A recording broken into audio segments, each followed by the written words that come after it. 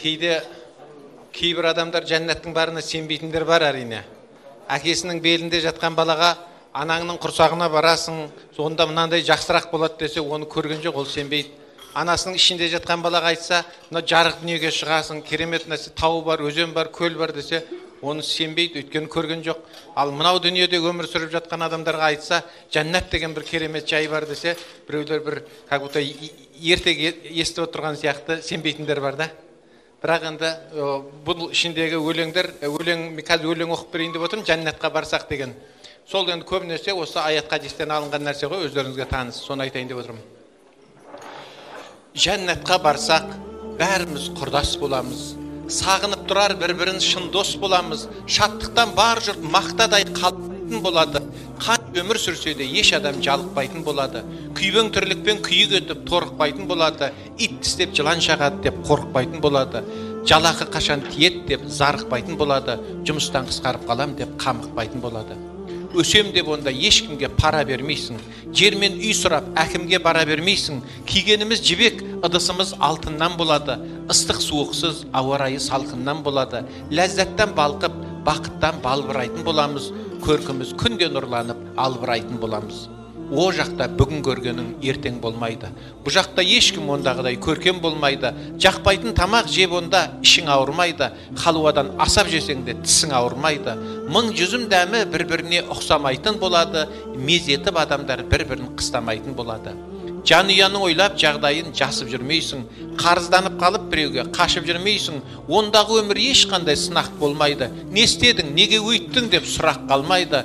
Ондағы шаттық жалауы құлап қалмайды. Шайтан жоқ онда, бөгдәйел ұнап қалмайды. Бұлақтар, көлдер, өзендер шырын бал болады. Бұлбұлдар әні сүйкімді шырылдар болады. Әйелің сені әр қыздан қызғанбайтын болады. Кешкісен қайда болдың деп сызданбайтын болады. Құштарлық толы кеуделер көмбірлейтін болады. Іштарлық жайлы адамдар дым білмейтін болады. Ол үшін бүгін тазалап ойларымызды, күнәдан аулақ ұстайық бойларымызды, үйлендіріп әрбір салт басты бойдағымызды, адал аспенен тойлайық тойларымызды, ұмытып кетіп қайдағы жайдағымызды, жайбарақат жұрт болайық жайдары жүзді. Ықыласымызды арттырып, амалдарымызды, көбірек басып мешітке қадамдарымызды, жақсыға үндеп дос бауыр жарандарымызды, жомарттыққа шақырып сараңдарымызды, тірлікте тайған ақтатпай табандарымызды, түзейік оймен тілдегі жамандарымызды. Жәннатқа барсақ, мен саған қарыздармын Алла, жырғалтып жорға мінгізгенің үшін, ырғалтып жарды сүйгізгенің үшін, алшаңда басып жүргізгенің үшін, алшыдан қалпақ кигізгенің үшін, гауһардан қымбат көз бергенің үшін, алқалы топта сөз бергенің үшін, иманды досқа кез келгенім үшін, нұрланып жаным өзгергенім үшін, мен саған қарыздармын. Жеті қат көкті төбеме шатыр еткенің үшін, әр гүлін дархан даламның әтір еткенің үшін, жер үстін маған жайлаған тұрақ қылғаның үшін, күн көзім маған жайнаған шырақ қылғаның үшін, өзіңді таныр жүрекпен сана бергенің үшін, негізгі тамыр бауыр мен бала бергенің үшін, мен саған қарыздармын. Күзің мен қысың, жаз бенен көктемің үшін, іздеген кісім арман боп жеткенім үшін, атамды менің адам қып жаратқаның үшін, жаһанға бізді жұрт қылып таратқаның үшін, мұхит пен көкті біздерге жол өткенің үшін, мейіріміңді мейлінше мол еткенің үшін, мен саған қарыздармын. Бағынам Алла, табынам, сағынам Алла, құлшылықтарын қолыңның қабыл ал Алла. Дінсіз кетті бір ағам, дінсіз кетті. Бір рет азан шақырмай, үнсіз кетті. Түртінектеп жүрді де тіршілікте, ақыретін ойламай, мұңсыз кетті.